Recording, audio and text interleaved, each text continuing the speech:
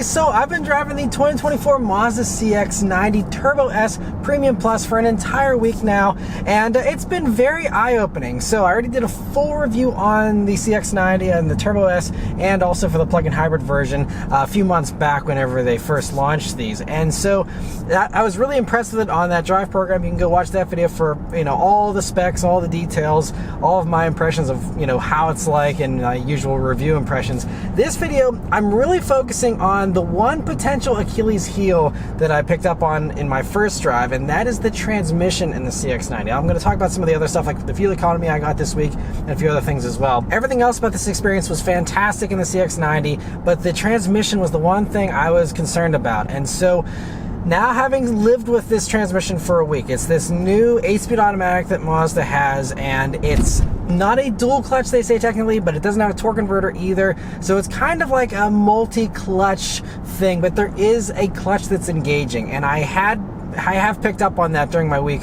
with this vehicle. Every once in a while, you can feel the clutch kicking in. Now, it's not like the old dual clutches from way back when where it was really rough.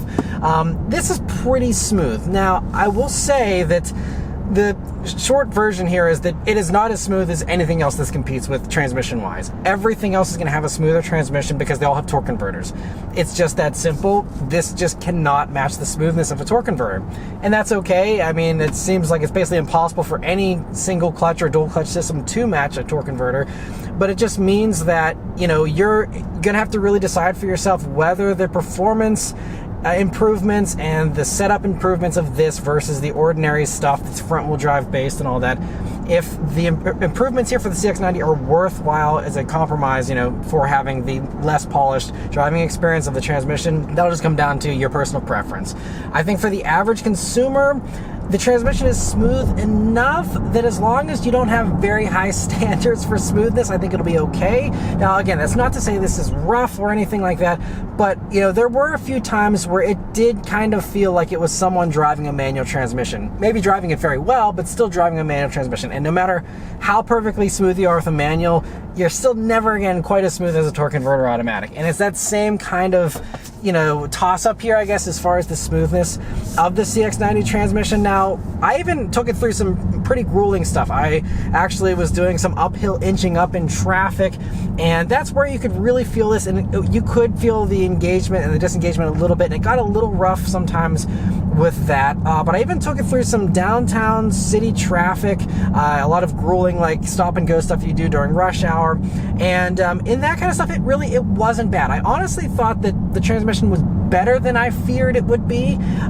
so it kind of pleasantly surprised me slightly, but again wasn't amazing. But I'll get back to that and elaborate a little bit more, but we're coming up to a corner here, so I'm gonna put it into the sport mode here and just see how it handles on my own back roads here in southwestern Pennsylvania. So pitching in here, and so the tires are, I think, one of the weak points here. Now, it's, still very good handling. I talked about the handling in depth in my past review, so I'm not going to harp on this very much, especially since it's a 3-row crossover. But what I can say, though, is that even though it does feel very dynamic, and it's one of the better handling ones, if not, one of the best handling ones in this segment, I can just go ahead and say that. It's really fantastic. It really comes alive the more you push it, and the more during this week, even like on highway off-ramps and on-ramps and things like that, where I was actually trying to hustle it. There was one time I was actually in a hurry, and I was really actually hustling this thing out of necessity, and it still was actually keeping up with me really well. And I think as far as 3-row crossovers go, it's one of the better dance partners if you are someone who does like to do some enthusiastic driving. But, it really, I think, comes alive, though, whenever you push it. And it feels better and better the harder you drive it, honestly. And it's great, whenever you have it in the sport mode here, especially. But even in normal mode, it's still very good at reacting. Now, the only thing I will say is that whenever you are pushing it, you can feel the weight a little bit. These weigh about 4,900 pounds for the Turbo S version. 4,900 pounds, it's not the worst in this segment by any means or anything, but it's just, something, you're still throwing something around that's almost 5,000 pounds. You just can't get around that. It's going to, feel a little heavy. heavy. But, you know, again, 4.3 crossover is not bad at all. But getting back to the transmission here, the two other little things that I noticed about it are that, first off, the transmission, even whenever, you know, the clutch isn't an issue, it still is a little slow to respond from a stop sometimes. And this is something that isn't exclusive to the Mazda. I also picked up on this in the Honda Pilot I recently had for a week. And so it's one of these things that I'm seeing this in a few other vehicles where I think to maximize efficiency, a lot of these things, whenever you're stopped, they're still figuring out whether they need to be in first or second whenever they start or something, because this does the same thing where from a stop, it's like I put my foot down and it's like 1, 2, okay, now we're going to go and give you the response that you're requesting. And there's a delay there. Now, part of that might be because of the 48-volt hybrid system. I actually, for the 48-volt system and the Toyota Sequoia I had not too long ago, that also had the same kind of confusion, so I don't know if it's related to that.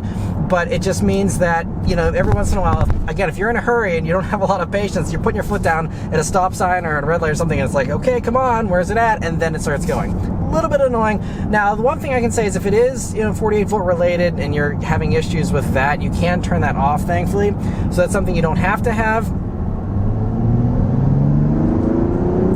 But that's a perfect illustration of the last little thing about the transmission that I noticed this week, is that it relies a little too heavily on the turbos. And like right there's a kickdown switch, and I wasn't full throttle, but even whenever I'm giving it heavy gas, a lot of times it won't give me a downshift. And I'm in normal mode now, so I think in normal mode, you know, in sport mode, it would probably downshift a little quicker. But if you're just needing a quick response in normal mode, sometimes you don't get it. And instead it's like, oh, we'll let you just accelerate a little slower and lean on that turbo because you got a nice big turbo, you got the inline six. So what do you need a downshift for? And it just really favors that. I don't know if it's for efficiency or just because, you know, they think you got enough power even though you're requesting more with your throttle input. But there was just several times this week where, again, if I'm in a hurry or I don't have a lot of patience for whatever reason and I'm getting on the gas and I'm not getting a downshift, that's annoying. And so, you know, it's funny because Mazda is a company that really prides themselves on how they really are obsessing over every driver input and really focusing on, you know, just making sure that everything that you touch and feel and use is very gratifying, and, you know, that it's all driver focused. The, you know, adaptive cruise control system, for example, is pretty relaxed. It doesn't do as good of the lane centering as most of the others out there because they want to give you priority with the driver and their inputs. And yet, for some reason, they're ignoring my request for more power whenever I'm putting my foot down half the time. And so, you know, these are all minor nitpicks. This thing has still been fantastic to live with for the week, but it's just one other thing that I noticed. But the last two little things I want to mention here are one other minor complaint, and then I'll get into the fuel economy. The minor complaint that I have is that this thing is almost $60,000. This is a fully loaded top of the line one, but even this one does not have rear proximity sensor door handles. So that means that if you know, it's obviously keyless access to get into this thing, but if you're going straight to the back seat, like we have a daughter, I got to put her in the car seat, I got to go and unlock and touch the front door handles and unlock that and then go to the back doors to open those up. Again, first world problems, I know, but there's stuff like even top versions of the RAV4, CR-V, things like that, that have the proximity key sensors there on the rear door handles. And that's something that, especially, you know, it doesn't even have to be a luxury vehicle for it to have that. And so why Mazda neglected to put the sensors there on those back doors whenever, again, they're trying to go for a premium thing, and this is, again, expensive at $60,000, that's a little inexcusable to me to not have the sensors there on the back. And a small cost-cutting thing, that it wouldn't cost much more to put them back there, I don't think. But anyway, so that's my other last little complaint here. I want to end on a positive note, though, because one thing that was really impressive was the fuel economy here. So these are rated at 23 mpg in the city, 28 on the highway, and 25 combined when you're using premium fuel in this Turbo S version. They can all run regular gas as well. You just get a little bit of a loss in horsepower, but it's not a huge difference there. And I think fuel economy stays pretty much the same as well. But anyway, with those, you know, like I said, those numbers, I was expecting to get about 25 because I did do a little more highway driving, and I actually put about 200 miles on this vehicle, so I did a little more driving, a little more highway driving. So I was hoping to get closer to that combined rating. My fuel economy, though, here has been 23.1. Now, full disclosure, I did sit in a parking lot, you know, for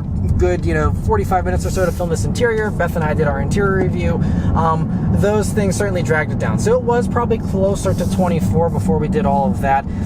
So but even still, I was still hoping to get 25. 24 though is still really good, and I'm not going to complain about that because most of the other things out there that this kind of competes with, especially when you're talking about the lower stuff, like the Tellurides, the Palisades, those types of vehicles that are a little bit cheaper, but they all have big old V6s and torque converter 8-speed automatics, but they're all typically, in my experience at least, with mostly city driving, getting like 18 mpg. So maybe if I mixed in a little highway like I did with this one, I'd maybe see 20 in those. And so getting the 23 or 24-ish, in this, in real world driving, is really impressive to me. And I think that's an appreciable improvement over what you get with the all average things out there, unless you're going for one of the Toyotas with their hybrid system. Everything else that has those V6s or those Turbo 4s usually is going to get less fuel economy than this. And this has a 6-cylinder engine with a turbo on it, and this thing is still getting better fuel economy than all of those. And this has more horsepower, more torque, and more weight, and yet we're getting better fuel economy than all those mainstream competitors, and also some of the luxury competitors. I think the MDX that I had, that also was getting, about 18 or 19 mpg. So this is truly impressive fuel economy. Again, the 48 volt thing might help, and I did leave that on all week, and it did a really good job of turning off the engine pretty readily. It was a little bit annoying because there were a lot of times though where I was just about to get back on the gas, and that's when it killed the engine, then it kicked it back on. There's multiple times this week where it didn't even fall all the way to 0 before it kicked back on. Like I saw the tack go to free fall, but then I'd be right back on the gas. It just did it there, and then kick it right back on. So it's very eager, but it also, again, gives it a little less smoothness because the engine's always kicking on and off and on and off. And I wish there was a slightly better algorithm for when it would leave it on just for a little longer if it was suspecting that I may get back on the gas, or give me a little bit of, a waiting period there before it kicked it off. But I get they want to maximize that efficiency, and that could be part of why I'm getting the 23.1. And of course you can also go for a plug-in hybrid version if you want even better fuel economy. But overall, I still really love the CX-90. The bottom line is I still think it's the enthusiast choice. I still think, especially if you don't need to have the utmost smoothness in your transmission, 100% this is still probably one of the best ones to get in this segment, and it's a ton of fun and just a really enjoyable thing to drive and live with. Of course, it's so nice and luxurious, with this interior and the ride quality. Everything is really top notch. It's just this transmission is still the Achilles heel, and it is also worse whenever it's cold. So I imagine a lot of people going on test drives in the first 5 minutes, this transmission will probably feel kind of rough, and I think that'll probably turn off some people, unfortunately. But if you let the engine warm up, you give it a little bit of time to get used to it, for some people it might still be a deal breaker, but I think for a lot of people it'll be something that's worth living with for the very nice interior, the fantastic setup with the front engine rear-wheel drive kind of platform, and the longitudinal engine, the inline sixth, and all these things. I think it's really still a very strong value, still worth getting, and still would probably be one of my top picks in this segment for sure, if not the pick in this segment, just especially since I'm an enthusiast and I love how this thing really comes alive in corners. Anyway, that's all of my thoughts here on the CX-90 Turbo S. Let me know your thoughts on it in the comments below. And huge thanks to Mazda for providing me here with this vehicle to review for you guys today. Yeah, thank you all very much for watching. Please also leave a like, comment, and subscribe to keep these videos coming. And I'll see you guys on the next one. Take care.